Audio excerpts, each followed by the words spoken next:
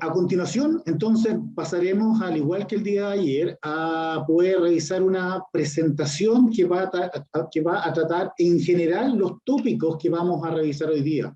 Para eso, nuestro invitado es Matías Negrete, académico e investigador, profesor del Departamento de Ingeniería Eléctrica de la Pontificia Universidad Católica de Chile, quien va a profundizar sobre los temas que más tarde vamos a revisar tanto en el panel de conversación como en las presentaciones. Matías, te dejamos el tiempo. Ok, muchas gracias. Confírmame, por favor, Alfredo, que se está viendo la pantalla. Se ve perfecto. Ya. Ok, primero muchas gracias Sigrid por la invitación. Y claro, me invitaron a presentar un poco mi visión y perspectiva respecto al sistema eléctrico del futuro, particularmente tomando en consideración el tipo de investigaciones que hacemos en la Universidad Católica. En el día de hoy, la agenda va a ser un poquito del sistema eléctrico del futuro, algunas tendencias en Chile e internacional y su impacto, donde mi expectativa es también generar temas para la discusión del panel que viene.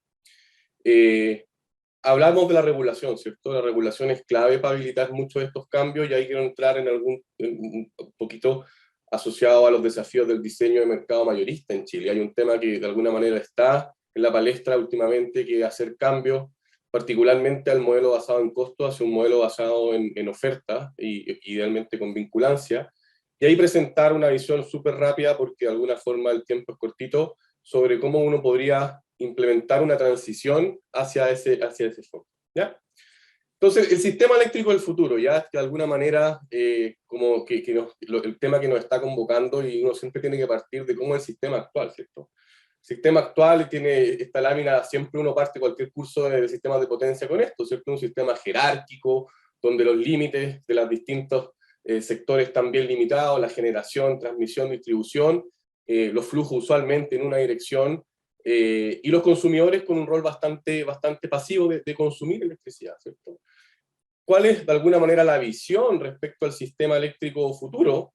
Es un sistema mucho menos jerárquico, mucho más horizontal, donde hay mucho más, de alguna forma, tecnología integrada, particularmente en redes de distribución, como lo vieron ayer con Rodrigo, y en el día de ayer del seminario, donde tenemos no solamente generación convencional, sino que generación de otro tipo de tecnología, y muchas veces distribuida, y donde un tema relevante es que la demanda misma debiese tener un rol mucho más activo, se transforma no solamente en un consumidor de electricidad, sino que también potencialmente en un proveedor de servicio, ¿ya? Entonces, pasar de aquí hasta acá, ese es de alguna manera el desafío que tenemos. Esto involucra tecnología, involucra regulación, involucra también, de alguna manera, expectativas, recursos y plazos acotados plazos para poder hacer estos cambios, ¿ya? Entonces, un poquito sobre tendencia en Chile e internacional y sus impactos que uno puede evaluar pensando en desarrollos futuros, ¿cierto? Entonces, en primer lugar, si queremos de alguna manera descarbonizar no solo la matriz eléctrica, sino que energética en general, uno esperaría un aumento de la demanda, ¿cierto? Grandes consumidores, grandes focos de consumo energético en Chile, la calefacción y el transporte. Si nosotros quisiéramos, por ejemplo, ir electrificando a gran escala la calefacción y el transporte, eso naturalmente va a tener un impacto en distintas instancias, ¿cierto? Transmisión, almacenamiento, generación. Aquí solamente muestro un estudio, ahí está la referencia, tengo entendido que estas presentaciones van a ser repartidas. Este es un trabajo que hicimos en el grupo de investigación liderado por Felipe Verástegui, con Álvaro Lorca y también Daniel Olivares, donde analizamos los impactos de electrificar, de transformar la leña, el uso de la leña con electricidad, cuál sería el impacto a nivel del bulk power system, ¿ya? Y se analizaron distintos escenarios, y uno ve ciertamente cómo, por ejemplo, en capacidad de almacenamiento, hay un requerimiento importante, si es que queremos electrificar mucho más nuestra calefacción, ¿ya? Lo mismo respecto, por ejemplo, a nueva capacidad también. Ciertamente todo este aumento de demanda va a requerir nueva capacidad de nuevas tecnologías, y si queremos que de alguna manera sea sustentable, principalmente deben ser tecnologías eólicas o solares, ¿ya? ¿Qué más? todo esto va de la mano con mayor necesidad de transmisión. ¿Ya? La transmisión es de alguna manera un elemento habilitador para la transición energética y para poder de alguna manera aprovechar recursos del norte con el sur. Y también en este mismo estudio nosotros mostramos cómo si quisiéramos electrificar. ¿Lo sacaste ya? Hay un micrófono abierto, parece. ¿Comieron de nuevo? Yo ya sabía. Hay un micrófono abierto. Que está... Sí, Alberto Sven, ahí. Sí. Dale, Matías, disculpa. Ya, lo que de alguna manera también muestra que la transmisión y el desarrollo de proyectos de transmisión también es relevante, ¿ya? En este caso en particular uno ve cómo se requeriría, si uno quisiera ir a niveles importantes de electrificar la calefacción, una transmisión en distintos sectores del sistema, ¿ya? Y también todo esto va de la mano con nuevas tecnologías, ¿ya? Nosotros hemos realizado distintos estudios prospectivos al año 2040, 2030, sobre escenarios incluso con 100% renovable, analizando los costos, y uno ve que más allá de la tecnología, un elemento que aparece fundamental es el almacenamiento, ¿ya? En este caso se refleja el almacenamiento con tecnología CSP, pero el atributo de almacenamiento es clave, ¿cierto? Porque tenemos muchos recursos durante el día y ese recurso solar no está durante la noche, ¿ya? Entonces, de alguna manera, y la integración en altos niveles de tecnologías con variabilidad, como el mismo sol o el viento, genera la necesidad de este atributo de flexibilidad que siempre se habla. ¿Ya? Flexibilidad entendida como la habilidad del sistema para poder compensar estas variaciones entre demanda y generación. ¿Ya? Y una de esas tecnologías, y que de alguna manera es un foco central en el día de hoy, es el almacenamiento. ¿Ya? Es clave en el sistema eléctrico del futuro, ¿ya? Pero mi visión y visión compartida por distintos también académicos y gente del sector es que todavía existen diversos desafíos asociados, por ejemplo, a cómo operamos los almacenamientos. ¿Los vamos a operar de manera centralizada, totalmente bajo el rol del coordinador, o vamos a tener esquemas híbridos donde muchos van a ser de autodespacho o algo intermedio?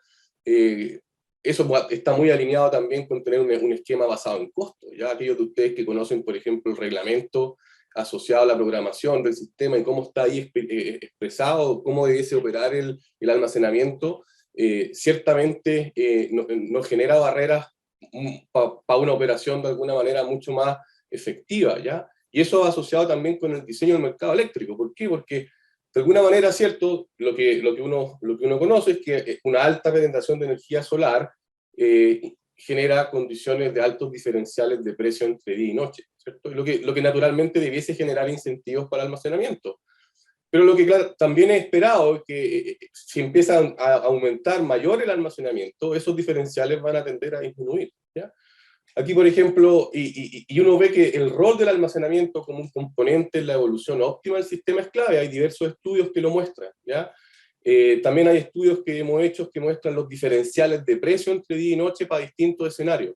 Entonces, ahí claramente hay un incentivo al almacenamiento, pero el desafío es que no es suficiente, ¿ya? La literatura muestra que solamente con arbitraje probablemente el almacenamiento no logra de alguna manera los ingresos necesarios para poder justificar ese tipo de inversiones.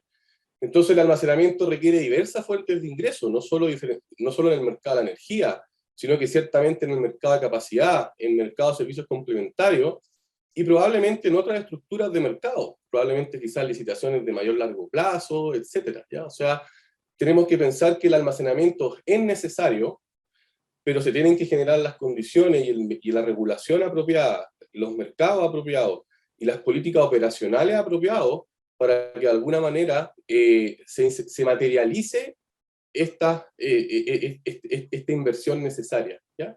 Porque repito, no hay duda que en estudios prospectivos donde uno hace una expansión centralizada del sistema, uno ve que el almacenamiento es fundamental. El tema es cómo logramos que la regulación se adapte y genere las condiciones para ir materializando ese tipo de inversiones, ¿ya? La generación distribuida, que igual la quise mencionar hoy día, que también va a tener un rol, ya en el sistema eléctrico del futuro, estos bordes entre lo que se llama el PAL, Power System, y el sistema de distribución muchas veces es mucho más difuso. Y un estudio que hicimos en el Instituto de Sistemas Complejos, que Rodrigo también mencionó ayer, mostraba el potencial de la generación distribuida en Chile al 2040, donde 40% de la nueva capacidad instalada podría ser parte de esta solución eficiente, ¿ya? Y si a eso le agregamos inteligencia, estos recursos distribuidos, operados de manera coordinada, pueden perfectamente entregar servicios a la red, ¿ya? Entonces, ese también es un elemento a considerar que va a ocurrir en Chile, y eso también requiere tecnología y regulación. Un elemento que parece central desde mi punto de vista también en el sistema eléctrico del futuro es que la demanda, reconocer que la demanda puede entregar servicio al sistema, ¿ya? Muchas veces la flexibilidad de la demanda por algunas horas puede ser equivalente a una central diésel que no se usa muy poquito, ¿cierto? Obviamente en la contingencia que estamos ahora se está utilizando todo lo que está disponible, ¿ya? Pero no solo eso, la demanda coordinada, pensemos en la electromovilidad, perfectamente puede entregar servicios de regulación de frecuencia, ¿ya? Entonces, yo creo que es súper relevante que la demanda se puedan eliminar barreras de entrada actuales que puedan existir, tanto en mercados de energía, mercados de servicios complementarios, incluso en el mercado de suficiencia, ¿ya? Siguiendo las prácticas internacionales de otros sistemas. Y pensemos además que uno puede proyectar que en Chile viene un ingreso de demanda que es naturalmente muy flexible, como por ejemplo la desalación, ¿ya? Cuando tengamos un mayor número de plantas desaladoras, si nosotros logramos coordinar, por ejemplo, la desalación de agua, por ejemplo, con la disponibilidad de energía solar en el sistema, eso es una tremenda batería donde yo no almaceno energía propiamente tal, sino que almaceno agua, ¿cierto? Y eso también puede entregar servicios de flexibilidad al sistema. Eso requiere ciertamente un diseño especial de las plantas de desalación y también un mercado que tenga las señales económicas durante el día para incentivar este tipo de operación, ¿ya? Porque la operación coordinada de plantas desaladoras tiene beneficios sistémicos y privados. Nosotros lo hemos evaluado también en algunos estudios que hicimos en nuestro laboratorio, ¿ya? Y otro tema, el hidrógeno verde, que tiene un tremendo potencial de desarrollo en Chile, ¿cierto? Que se complementa con el desarrollo solar y eólico, y que también es un ejemplo de demanda flexible, ¿ya? El mismo proceso de electrólisis tiene flexibilidad, permite adaptar el uso de energía a cuando haya más disponibilidad o mayor recurso, y también permitiría, por ejemplo, entregar otro tipo de servicio al sistema, ¿ya? Este es un estudio que estamos actualmente haciendo, liderado por Javier Jorquera, en donde aquí estamos viendo distintos escenarios, y este es, por ejemplo, un escenario donde se está exportando hidrógeno, y uno puede ver cuál sería la demanda eléctrica en el sistema, y ese sería el parque de generación asociado, ¿ya? Entonces hay una flexibilidad asociada al hidrógeno verde que, repito, no es solamente un consumo de energía, sino que es de alguna manera nuevas formas de almacenar, ¿ya? Entonces, en resumen, y este solamente fueron unos poquitos dimensiones, el sistema eléctrico del futuro, como lo imaginamos nosotros, va a ser un sistema eléctrico donde hay cada vez más complejo, nuevas dinámicas, nuevos recursos, nuevos tipos de incertidumbre y nuevos participantes, incluyendo la demanda con un rol central. Entonces, el gran desafío es cómo aprovechamos estos recursos. Y hay al menos dos dimensiones, ¿cierto? Está la dimensión de tecnología y ingeniería, porque hay que traer nuevas tecnologías, hay que digitalizar las redes, hay que actualizar los modelos y herramientas para la operación y planificación del sistema en sí. Y una parte también igualmente crítica que tiene que ver con la parte regulatoria y de mercado, ¿ya? Actualizar el diseño, implementar nuevos marcos regulatorios que de alguna manera se alineen con estas necesidades, ¿cierto? Entonces es necesario un sistema bien diseñado. Muchas veces la discusión se enfoca solamente como en los atributos técnicos de cambiemos 100 megawatts de esto de A por B, pero se requiere un sistema, ¿ya? Y ahí claramente la regulación y las reglas de mercado son críticas, y dentro de esa regulación uno fundamental es el mercado mayorista de energía en Chile, ¿ya? Entonces aquí voy a ir de alguna manera en los últimos minutos de la presentación hablando de los desafíos del diseño de mercado en Chile y hablar cómo podría ser una propuesta, ¿ya? Entonces se habla mucho de un cambio en un mercado de oferta, y vamos a ver por qué esto está alineado con las necesidades que presenté recién.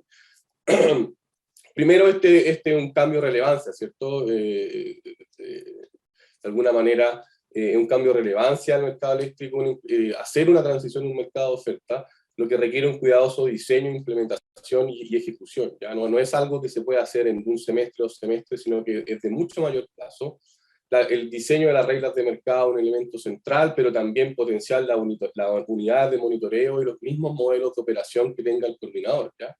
Adicionalmente, con una complejidad o desafío adicional, en el caso chileno, a diferencia de otros sistemas, hay un elemento relevante que incluye la capacidad hídrica, ¿ya? Con una estructura compleja de cuenca, lo que hace particularmente desafiante el diseño de la estructura de este tipo de mercado. ¿Ya? Y ciertamente este cambio impacta más allá del mercado de energía y requiere un diseño consistente de los mercados de servicios complementarios, capacidad y otros elementos. ¿Ya? Y solo súper rápido, ¿de dónde viene esta idea? De ¿qué queremos decir por un mercado de oferta? ¿Ya? O sea, la operación de los sistemas eléctricos, como sabemos, requiere información, ¿cierto? El coordinador requiere información para correr sus modelos en simple. Entonces, 2 formas de recopilar esta información es un esquema, uno podría decir, más centralizado, donde yo audito ciertos costos, y que es un esquema probablemente implementado en Chile y implementado en diversos países, y que está mucho más alineado con el sistema eléctrico del pasado actual, ¿ya? Y la otra forma es un esquema un poco más descentralizado, donde la información se va revelando a través de ofertas, ¿ya? Y ambos esquemas tienen sus pros y sus contras, pero en particular un esquema basado en auditorías puede resultar costoso o incluso infactible de implementar con todo el zoológico de tecnología y atributos que mostramos que se van a ir integrando al sistema, y donde particularmente muchas veces los costos son costos de oportunidad, ¿ya? No son costos directos, así como un costo de combustible. Ciertamente hay desafíos porque un esquema de oferta requiere, va a implementarse condiciones de mercado apropiadas, un apropiado diseño, monitoreo de mercado, etcétera, pero de alguna manera esos son desafíos que se tienen que ir abordando, ¿ya? ¿Por qué? Porque si recordamos, una de las razones genéricas y abstractas para poder implementar mercados corresponde principalmente a la imposibilidad de contar con toda la información necesaria para hacer esta operación centralizada. O sea, si yo pudiese contar con toda la información de todos los agentes, yo pongo esa información en un modelo de optimización y no necesitaría mercado, ¿cierto? Pero la realidad no es así, pues la realidad es que hay distintos tipos de tecnología, hay una diversidad de tecnologías y agentes que se espera se integren al sistema: almacenamiento, agregadores de recursos distribuidos, agregadores de demanda, sistemas híbridos, donde la noción de cómo auditar se hace súper poco práctico y en algunos casos infactible. Entonces, desde ese punto de vista, una operación totalmente centralizada, basada en costos auditados y parámetros de operación también auditados, desde mi perspectiva y una perspectiva compartida por la academia también, debiese revisarse. No obstante lo anterior, y esto es importante, siempre está la tensión entre la descentralización y la necesidad de coordinación, ¿ya? En el caso chileno, por ejemplo, coordinar las cuencas hídricas puede requerir el uso de algún esquema híbrido, ¿ya? Donde quizás hay una estructura de ofertas diferenciadas por tecnología, ¿ya? Entonces, un esquema de mercado de ofertas podría adaptarse de mejor manera a uno basado en costo, a los desafíos actuales y futuros del sistema eléctrico. Esta transición desde un esquema basado en costo a uno basado en oferta es un cambio sustancial, en eso no hay duda, por lo que debe ser analizado en profundidad, ¿ya? Y aquí voy a presentar súper rápido como una visión de cómo podríamos hacer esta transición. Esto está basado en 2 estudios que hicimos el año pasado, uno para el Banco Mundial y uno para la Comisión Nacional de Energía, con distintos académicos, con Rodrigo Moreno, Nicolás Figueroa, con Pablo Montero, Álvaro Lorca, entre paréntesis hago el aviso que en un par de semanas más vamos a hacer un seminario también nosotros de esto, ¿ya? Entonces, claro, las propuestas de medida para la transición principalmente la pregunta es cuáles podrían ser los plazos y etapas para esta transición, ¿cierto? Asumiendo que es necesario y que se ven buenas condiciones de mercado como lo presentan estos estudios, ¿cuáles podrían ser plazos y etapas para una transición? Nosotros tenemos una visión que esto tendría que ser al menos en 3 etapas. Una primera etapa de una mejora de los modelos y herramientas de operación y planificación del coordinador, una segunda etapa un desarrollo del mercado mismo de oferta, y una tercera etapa de implementación, ¿ya? Y la transición va a requerir etapas, plazos y recursos adecuados para su diseño e implementación, ¿ya? Hay una primera etapa donde es mejorar los modelos, ¿cierto? Que tengamos modelos de despacho en tiempo real, mejorar la forma en que calculamos el valor del agua, etc. Una serie de desafíos que actualmente el coordinador está abordando, pero necesitamos eso. También podría ser una segunda etapa donde se puede incorporar elementos en el diseño y operación del actual mercado, como por ejemplo una vinculancia, sin necesidad de que sea un mercado de ofertas totalmente liberado.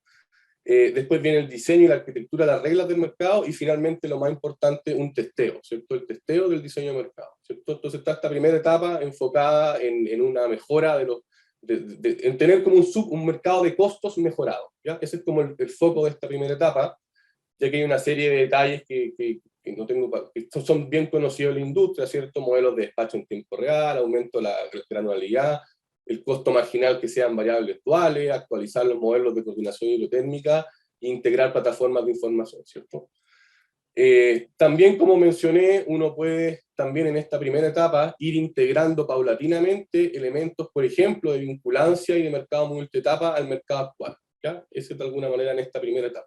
Una segunda etapa donde hay que hacer el diseño, ya tomando en particularidad los desafíos del sistema chileno. Diseñar este mercado no va a ser de alguna manera, va a ser un desafío, diseñar la arquitectura y las reglas, la estructura de oferta, etcétera, pero en esto ya se ha avanzado, se están haciendo estudios, nosotros hemos realizado estudios, otros grupos y otras consultoras también, y aquí, claro, también hay que tomar en consideración potenciales cambios a otros mercados, ¿ya? Y finalmente la tercera etapa de implementación del diseño de mercado, donde hay que implementarlo y ejecutarlo, hacer testeo, hacer periodo de prueba. Estos son procesos que en otros sistemas cuando se han implementado requieren años, y como vamos a ver, de alguna manera la línea de tiempo que nosotros proponemos, considerando que hay cambios regulatorios, que se han hecho los cambios regulatorios, es al menos de 7 u 8 semestres, ¿ya? Entonces, ese es más o menos el orden de magnitud de cosas. Esto no significa que no se pueden ir haciendo elementos en paralelo, pero yo creo que es importante recalcar que un cambio de esta naturaleza requiere tiempo, entonces mientras antes comencemos a dar el paso, mejor, ¿ya? Solo para cerrar, el sistema eléctrico del futuro, en un tweet, múltiples recursos, tecnologías y participantes. Hay una necesidad del rediseño de mercado eléctrico debido a estos cambios tecnológicos, y esto es un desafío en todo el mundo. Una diversidad de tecnologías y actores, como vimos en el día de ayer, como estamos viendo hoy día, ciertamente complejizan una operación altamente centralizada, ya por un tema de información. No obstante, una operación centralizada muchas veces sí se requiere para coordinar ciertos tipos de recursos.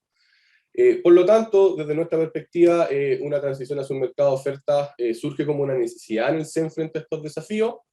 Y es súper importante tener en claro las etapas, los horizontes de tiempo y contar con los recursos para esta ejecución, ¿ya? O sea, si es que no tenemos recursos asociados, si es que no tenemos de alguna manera claridad de la etapa y los horizontes de tiempo asociados, no tiene mucho, es mejor no embarcarse en este campo, ¿ya? Hay una propuesta de 3 etapas que nosotros planificamos más o menos 7 u 8 semestres. Esto lo hemos conversado, por ejemplo, con Ross Baldic, nos contaba la experiencia de Texas, pero eso tomando en consideración que tiene que haber mucha regulación ya habilitante para estos cambios, ¿ya? Y ciertamente, dado que en Chile, cuando ocurra esta transición, vamos a estar haciendo una transición de un mercado basado en costos, es fundamental contar con medidas de resguardo, medidas de monitoreo, particularmente para los primeros meses, años, antes que el sistema entre ya en un régimen estacionario, ¿ya? Eso, muchísimas gracias, eso de mi parte. Matías, muchas gracias por la presentación. Nos gustaría poder conversar, digamos, un momento contigo, transmitirte, digamos, algunas consultas que nosotros mismos al ver tu presentación se generan, y algunas consultas que hace el público. Y ya que menciono las consultas del público, aprovecho de recordar a todos que tenemos precisamente un chat habilitado para eso. Leandra Medina, especializada, digamos, en estos temas, nos ayuda ayudándonos con toda esta transmisión.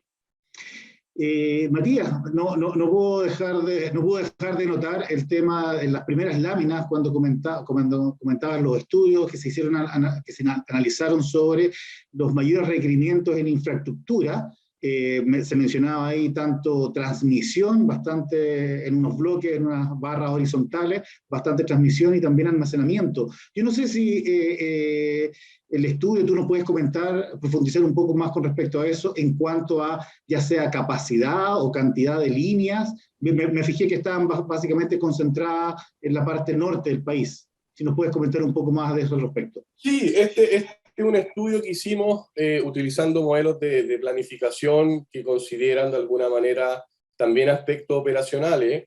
Y claro, pues estos resultados, el foco acá era ver, oye, ¿qué pasa si nosotros cambiamos la calefacción, la electrificamos, ¿cierto? ¿Cuáles son los requerimientos? Y en este caso, claro, no, estos resultados que muestro acá en capacidad, en la capacidad, en megawatt, no está en línea, ¿ya? Entonces, claro, uno puede ver que, por ejemplo, en un escenario de exceso, así que podemos de alguna manera electrificar mucho, se requiere harta inversión de transmisión de capacidad, esto es al año 2040, entre paréntesis, en barras del norte, ¿ya? Pero igual... ¿Qué capacidad mencionas, perdón, ahí? ¿Perdón? Yo no alcancé a revisar completamente la lámina. ¿De qué capacidad estamos hablando? Te la puedo compartir de nuevo. Te la puedo compartir. Son del orden de, en algunas barras, 2400 más mayor capacidad de transmisión. Espera, déjame compartirte. Espera. Espera un segundo. Si lo que comenta es que las capacidades superan los 2000 megawatts, por lo menos para dejarlo en simple, estamos hablando de... Sí, del orden, esos son los casos más exigentes, pero los casos menos exigentes son del orden de 1000, 1500 por ahí. Ya, fantástico. Oye, del público nos hacen la siguiente consulta en base a tu presentación. ¿Cuáles son los 3 puntos principales que es para que la demanda se transforme en oferente? Y también agregan si hay datos de cómo ha influido el net billing en el sistema. Yo creo que las principales dimensiones respecto a que la demanda, aquí estamos hablando particularmente en el mercado mayorista, yo estoy enfocando en eso ya.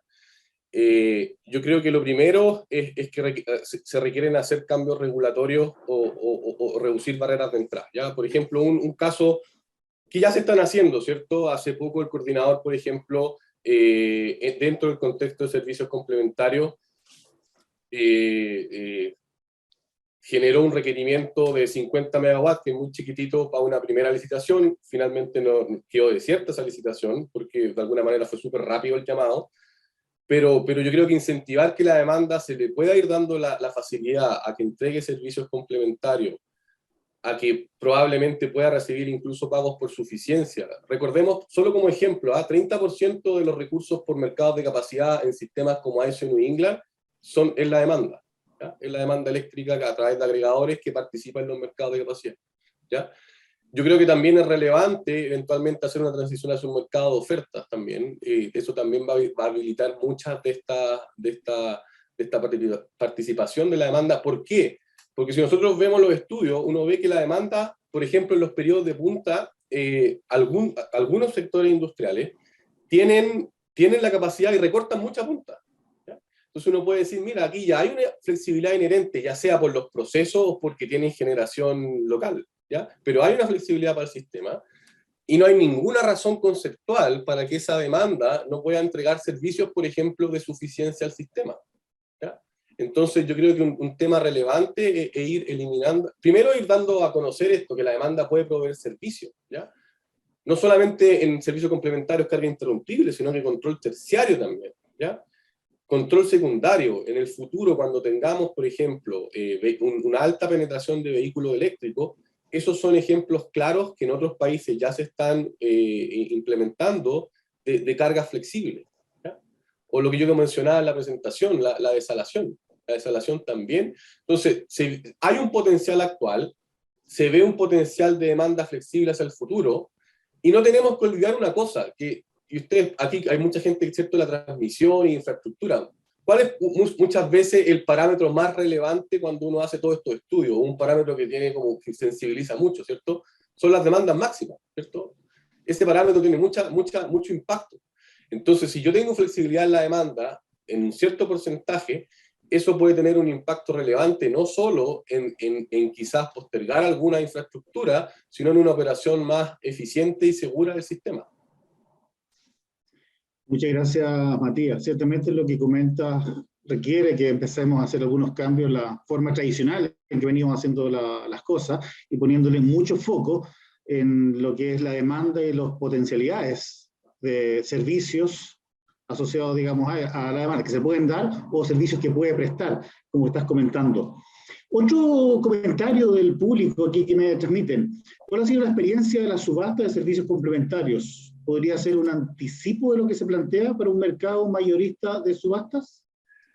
A ver, yo creo que sí. Yo creo que la experiencia del mercado de servicios complementarios, primero hay que evaluarlo en el contexto, en la escala de tiempo que está, ¿cierto? Este es un mercado de servicios complementarios que partió hace 2 años, que se han hecho hartos cambios de diseño, lo que es natural porque es un mercado nuevo, pero que es un mercado de servicios complementarios que está inmerso en una estructura bastante particular, donde tenemos un mercado de energía basado en costo y un mercado de servicios complementarios basado en oferta, en donde actualmente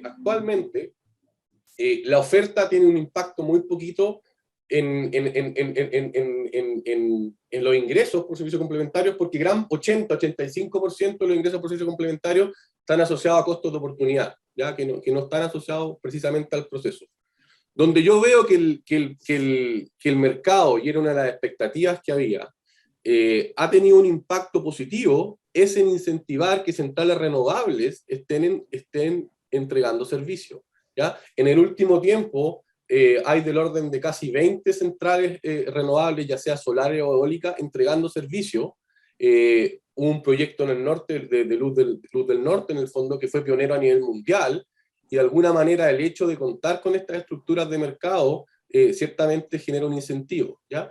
No obstante, habiendo dicho lo anterior, yo creo que todavía hay diseño en el mercado que se tiene que modificar, porque actualmente, como está diseñado el mercado, de alguna manera, gran parte de los pagos no son del mercado, sino que son costos de oportunidad, y esos costos de oportunidad son pagos diferenciados, ¿ya? Entonces, de hecho, entonces, yo tengo una opinión positiva en algunos aspectos del mercado de servicios complementarios, pero en la actualidad gran parte de los costos asociados no son necesariamente asociados al proceso mismo de las subastas, sino que son costos de oportunidad, y más aún, uno ve que en los distintos servicios hay servicios que en gran parte del requerimiento se obtiene por instrucción directa, ¿ya? Entonces yo creo que de alguna manera todavía se requiere hacer cambios del diseño, el tema de cómo se están formando los precios, yo creo que es relevante, y también un tema de información, ¿ya? Tenemos que considerar que, por ejemplo, que cuando se han implementado nuevos mercados en otros sistemas, este es un proceso de iteración y muchas veces son varios años antes de que los agentes internalicen todas las reglas, ¿ya? Este es un mercado que tiene reglas bastante particulares, que de alguna manera puede generar barreras para participación de algunos agentes, pero en general yo como que valoro mucho el hecho de que se estén integrando nuevas tecnologías, de que hay incluso interés de la demanda en participar en control terciario o en estos productos adicionales. Entonces yo creo que en el caso de un mercado de oferta, yo creo que lo que yo mencionaba es mucho más desafiante. ¿Por qué? Porque el mercado de energía es gigantesco respecto al mercado de servicios complementarios, al menos en la actualidad, ¿cierto?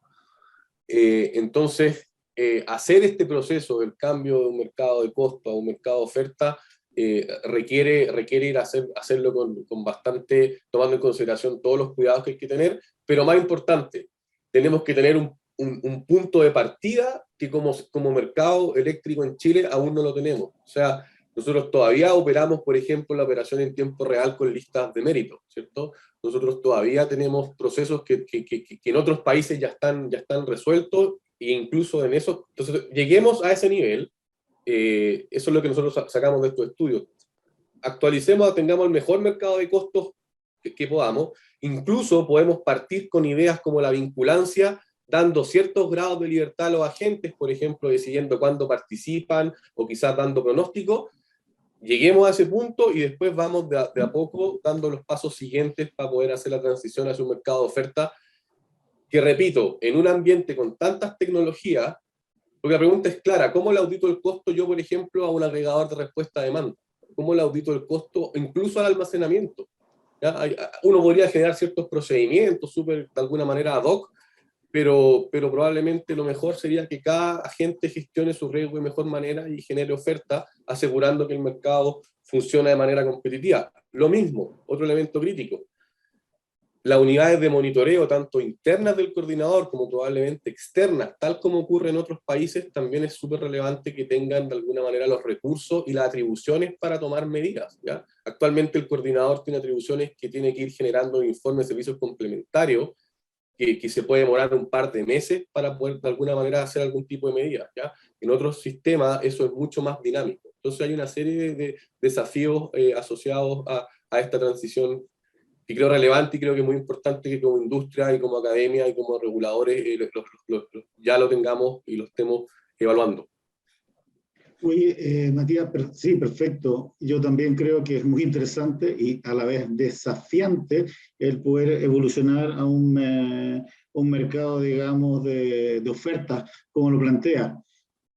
De hecho, comentas ahí las fases, los temas que hay que implementarse, e incluso comentas el plazo que varía entre 3 y 4 años. Este plazo y estas etapas, para dejarlo claro, está basado, digamos, en la experiencia de otros países, otras regulaciones, en que pasaron también de un esquema por lista de mérito a un esquema de ofertas.